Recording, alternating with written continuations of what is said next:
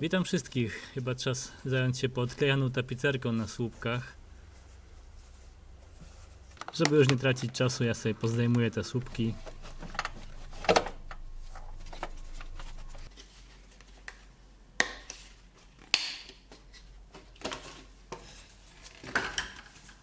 Trochę zakurzony, tutaj chyba nikt nigdy nie zaglądał od czasów wyjechania z fabryki.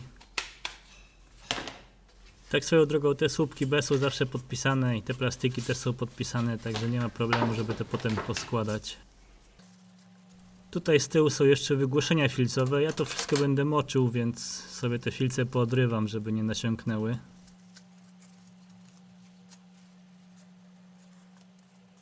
No i mam już tu wszystko wyprane, wysuszone. Ja to myję zwykłym mydle, szare mydło albo nawet jakie tam mamy pod ręką, wypłukać w ciepłej wodzie pod prysznicem, w zupełności to wystarcza. Tym tkaninom nic się nie dzieje od czegoś takiego. Oczywiście po drodze zastanawiałem się, czy nie robić jakiegoś przyciemniania tutaj tej wyblakłej części. No, ostatecznie stwierdziłem, że na razie tak zostawię. Jak znowu się odklei, to najwyżej wymienię tapicerkę na jakiś nowy materiał. Ale może wróćmy do klejenia. Parę osób pod poprzednim filmem zasugerowało, żeby użyć zwykłego kleju do papieru, takiego szkolnego. Myślę, że to może być całkiem dobre rozwiązanie na szybko, żeby podkleić. Ja do tej pory używałem czegoś takiego, to jest Permatex, klej do tkanin. On jest całkiem spoko pod tym względem, że pozwala na korekty, to znaczy można przykleić, jeszcze oderwać raz i poprawić i tak dalej. To jest całkiem dobre w takich miejscach jak tutaj, gdzie jest dużo takich zakamarków i jest dużo narożników. Minus jest niestety taki, że on potrafi puścić po kilku latach. Tutaj widać miejsce, gdzie już kiedyś kleiłem i po prostu puścił po kilku latach na gorącym słońcu, więc no nie mogę polecić go na wiele lat. No tutaj mam jeszcze drugi, który wydawał się najbardziej popularny w internecie.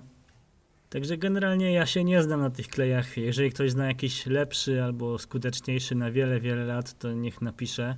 Natomiast no ja mam takie przeczucie, że żaden z tych klejów w sprayu tapicerskich nie będzie trzymał przez 20 lat.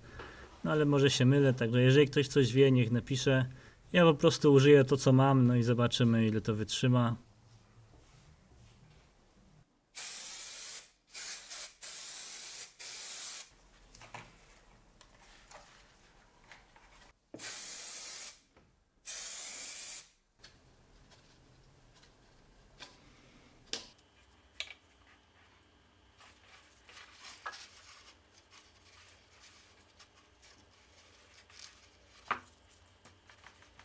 Wszystko gotowe, wyszło jak wyszło. Tragedii nie ma, ale w sumie szału też nie.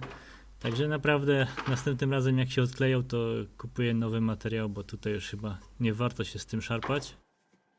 A tak przy okazji, jeżeli ktoś ma jakiś problem z tymi plastikami albo potrzebuje je pokolorować, to tutaj się całkiem nieźle sprawdza ten lakier do zderzaków plastikowych. Tutaj mam demonstracyjnie pomalowany. Wygląda bardzo dobrze, a to jest tak naprawdę szary, tylko psiknięty takim lakierem. No i wygląda to naprawdę dobrze, także jeżeli ktoś potrzebuje, to taki szybki tip.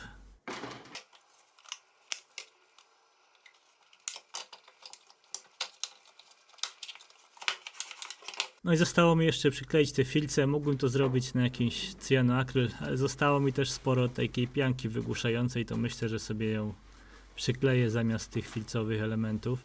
Byleby tylko pamiętać, że z przodu jeszcze są kurtyny powietrzne, także tutaj dają takie cienkie. No i z taką przerwą jak oryginalnie. Także zostało już tylko to wszystko pomontować. Myślę, że wszyscy wiedzą, o co chodzi, także już nie będziemy przynudzać. Dzięki za uwagę, pozdrawiam.